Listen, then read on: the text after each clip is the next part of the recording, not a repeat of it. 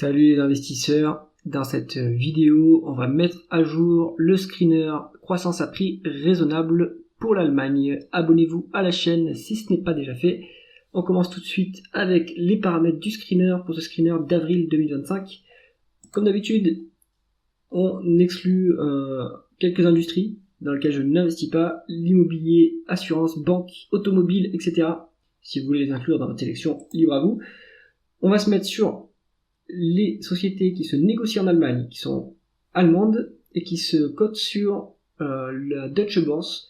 Pourquoi je fais ça? Parce qu'en fait en Allemagne il y a beaucoup de bourses régionales et du coup ça duplique les lignes et finalement on se trouve avec peu de lignes si on n'applique pas ce critère et qu'on est trop restrictif. Alors maintenant on se met sur des market cap d'à peu près de plus de 100 millions d'euros pour avoir des dossiers qui sont liquides et sur lesquels on a de la communication en anglais, on espère, à minima. Une croissance du chiffre d'affaires en rythme annualisé sur 10 ans de 15%, donc ça c'est une forte croissance. Un rendement des capitaux investis à 7% pour avoir une rentabilité correcte. Et un price earning, un ratio court-bénéfice sur les 12 prochains mois, sur les bénéfices des 12 prochains mois, de 20 fois. Ce qui est la barrière pour être raisonnablement valorisé. On y va. Notre sélection nous donne 4 entreprises. On va passer en revue les différentes colonnes.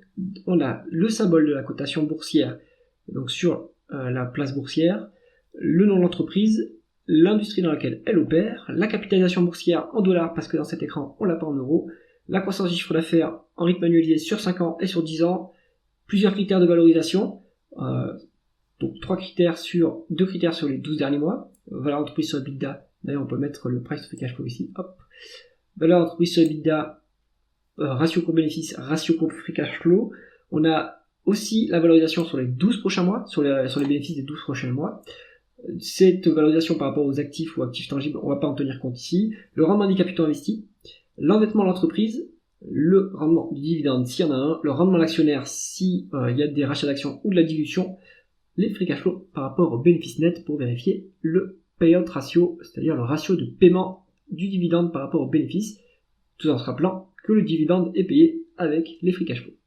On commence tout de suite avec la première entreprise de cette liste qui est MBB SE. De quoi il s'agit? Alors c'est c'est une entreprise familiale, plutôt une mid-cap, qui a son siège social à Berlin et qui fait, qu'est-ce qu'ils font?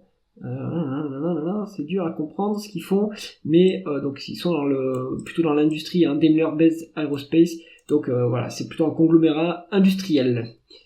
On est donc sur une petite boîte, 1500 employés.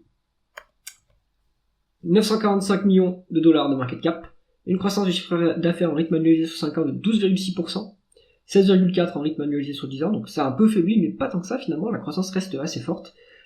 Une valeur d'entreprise sur EBITDA de 4,8 fois, donc par rapport à l'EBITDA des 12 derniers mois, c'est pas mal, c'est pas très cher payé quand même. On a un price to free cash flow sur les free cash flow des 12 derniers mois de 6,2, donc c'est pas cher payé du tout en fait, et par contre on valorise les 12 prochains mois à 19,2 en termes de bénéfices. Mais je pense que cette société, il faut peut-être mieux regarder en termes de free cash flow, parce que j'ai l'impression que comme les multiples d'EBITDA et de price free cash flow sont assez proches, j'ai l'impression qu'il y a de l'exceptionnel en fait sur les bénéfices. Il y a des dépenses non cash qui impactent les bénéfices, comme des dépréciations, comme des dépréciations d'actifs exceptionnelles, des provisions, etc. Donc plutôt les multiples de price free cash flow. Bon, même en price earning 12 prochains mois, on n'est pas très cher payé si on est dans une optique croissance raisonnable.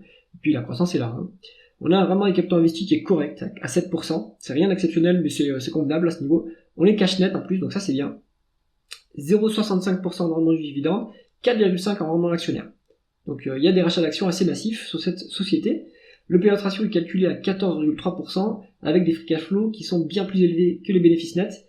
Attention que le payout ratio, il inclut ce qu'on verse en dividende par rapport aux bénéfices. On rappelle qu'on verse des free cash flow, le dividende est versé avec les free cash flow plutôt. Mais ce qui n'est pas inclus dans le payout ratio non plus, c'est les rachats d'actions. Donc je sais pas si l'entreprise a les moyens de racheter ses actions à ce niveau-là, mais en tout cas la rémunération de l'actionnaire est intéressante et elle a les moyens en tout cas de verser le dividende, qui est pas très élevé, cela dit. Bon petit dossier ça. Ensuite, ABO Énergie, donc hop, on se met ici. Est une entreprise allemande du secteur des énergies renouvelables, éoliennes, solaires, stockage en batterie et hydrogène. Alors, on est sur 425 millions de dollars de market cap, donc c'est une micro cap, hein, small cap, on va dire plutôt small cap. 28,7 en croissance du chiffre d'affaires en rythme annualisé sur 5 ans, 16,4 sur 10 ans, donc on a une accélération de la croissance sur les dernières années, ça c'est très bon ça. Une valeur d'entreprise sur EBITDA de 10, donc ça c'est quand même, ça commence à être un peu cher payé. Un price earning, un ratio coût-bénéfice des 12 derniers mois à 16,1, donc ça c'est pas très cher payé finalement. Et on a un ratio coût-bénéfice des 12 prochains mois à 11,4, donc c'est raisonnable. Toutefois, bémol, les free cash flow sont négatifs. Est-ce que c'est ponctuel ou est-ce que c'est structurel? Si c'est structurel, à l'écart du dossier. Si c'est ponctuel, il faut comprendre pourquoi c'est ponctuel. Est-ce que c'est une dépense en capital élevée? Et donc dans ce cas-là, c'est pas très grave, c'est pour la croissance future. Eh bien, on peut quand même s'intéresser à ce dossier. Le rendement des capitaux investis, il est à 9,2%, c'est plutôt correct, plutôt bon. Attention que la société est quand même lourdement endettée. 3,1 fois les EBITDA en dette nette, ça c'est un peu lourd. Il faudrait peut-être attendre une publication où on passe en dessous pour commencer à s'intéresser au dossier. On a un rendement du dividende qui est à 1,45% avec un payout ratio de 21,6%, mais les free cash flow sont négatifs, donc on a versé ça à crédit, c'est pas bon. Je vois pas l'intérêt de verser un dividende quand on est aussi endetté, donc peut-être un petit problème d'allocation du capital sur cette société. Maintenant, elle est en forte croissance, donc il faut aller faire ses recherches pour savoir si on arrivera à mieux convertir les bénéfices en free cash flow et si on arrivera à se désendetter sur ce dossier. Ensuite, Dutch Rostov. On est sur une société, donc c'est une société plutôt de matières premières et de minage, quoi. Ils possèdent des mines. Ils font de la production alors c'est plutôt matières premières et mines en Allemagne, et sinon c'est oil and gas, production de pétrole et de gaz aux États-Unis. On a 181 millions de dollars de market cap, donc ça c'est une micro-cap. 12,3% de croissance du chiffre d'affaires en rythme annualisé sur 5 ans. C'était 26 sur 10 ans, donc ça a fortement décéléré, mais ça reste un niveau qui est quand même assez élevé. 1,9 fois la valeur d'entreprise sur EBITDA, ça c'est cadeau, c'est pas cher. 2,8 fois les bénéfices des 12 derniers mois, cadeau, c'est pas cher du tout. 3,2 fois les bénéfices des 12 prochains mois, ça c'est cadeau. Il n'y a pas de price to cash flow, c'est normal, ils sont négatifs. Pourquoi? Conjoncturel ou structurel, toujours pareil, allez analyser ce dossier si ça vous intéresse. À noter qu'il y a quand même une décote sur actifs tangibles, on est à 10% de décote sur les actifs tangibles, alors 10% je sais pas parce que ça arrondit à 0,9, mais en tout cas on est décoté par rapport aux actifs tangibles, donc ça peut être intéressant. Pourquoi est-ce qu'on est si peu valorisé? Peut-être que la société elle fait du charbon, et ça en Europe le charbon on n'aime pas trop, c'est peut-être pour ça. Mais toujours est-il que c'est du coup on n'aime pas trop, c'est détesté par le marché, mais du coup ça offre des multiples qui sont vraiment pas chers. On a un rendement des capitaux investis qui est à 17%, excellente rentabilité opérationnelle, un peu de dette mais rien d'alarmant, 0,8 fois l'EBITDA, donc c'est pas cher, c'est pas trop endetté, pardon.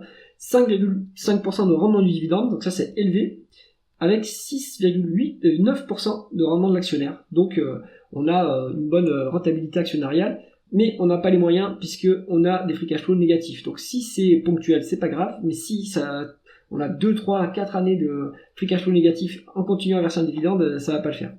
Donc on n'a pas les moyens de cette rémunération d'actionnaire, en tout cas sur les 12 derniers mois. Ensuite, on est sur Bergo. Alors, qu'est-ce que ça fait? C'est un logisticien. Ils font du transport plutôt de matières premières, si je comprends bien. Donc ici on voit train de charbon, ils aiment bien le charbon en Allemagne. Donc ici ça va être camion, donc peut-être des marchandises également. Donc plutôt de la logistique, trading companies, c'est ça. 154 millions de dollars de market cap, donc c'est une micro cap. 38,5% de croissance du chiffre d'affaires en rythme annualisé sur 5 ans, forte croissance. En accélération, parce que sur 10 ans on était à 27% en rendement annualisé sur 10 ans, donc ça accélère. On a 8,7 fois la valeur d'entreprise sur EBITDA, c'est raisonnable. 11,3 fois les bénéfices des 12 derniers mois, c'est raisonnable. Et 8 fois les free cash flow. Donc potentiellement, on ferait mieux d'utiliser les free cash flow pour cette société, à vérifier. Donc, et sur les 12 prochains mois, on a 10,4 par rapport au ratio coût-bénéfice. Donc on est raisonnablement valorisé sur cette société. Rendement des capitaux investis à 16,5%, c'est tout à fait rentable. On est cash net. Un dividende à 3,07% de rendement, ça c'est intéressant, mais il y a un peu de dilution puisqu'on a 2,45 en rendement de l'actionnaire.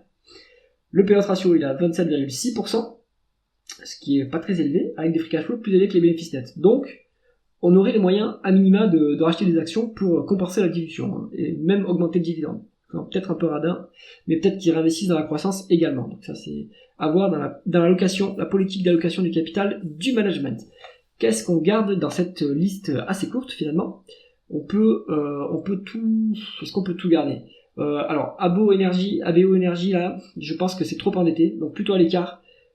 Si vous investissez dans le charbon, vous pouvez aller sur Deutsche Rohstoff, sinon plutôt à l'écart. Et MBB et HMS Bergbo, ça a l'air intéressant à aller creuser plus en détail si vous êtes intéressé par les sociétés allemandes de croissance à prix raisonnable. J'espère que cette analyse vous a intéressé. Si c'est le cas, mettez un pouce vers le haut et pensez à vous abonner à la chaîne. À bientôt.